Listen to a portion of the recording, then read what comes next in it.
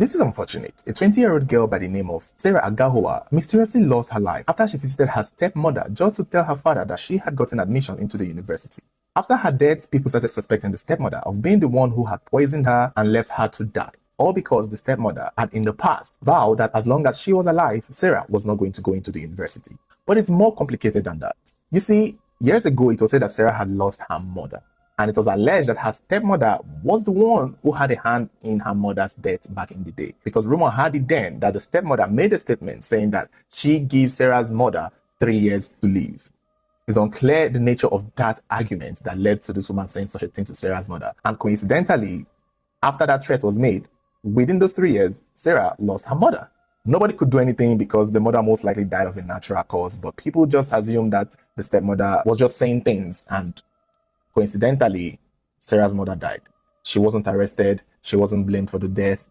People moved on. Years later, the stepmother moves in with the father, and now she's the main wife. It was then said Sarah and the stepmother at some point started having issues. They weren't getting along.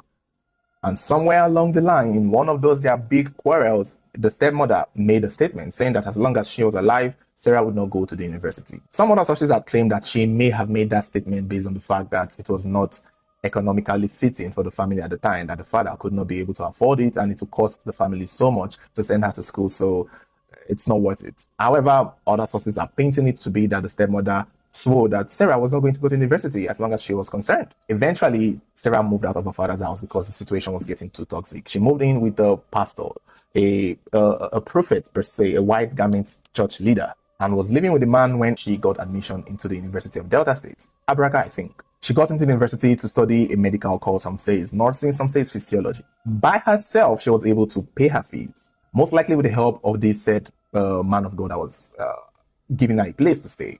She had bought a lot of things and was already preparing to resume school towards the end of the year, presumably, I guess, or sometime next year.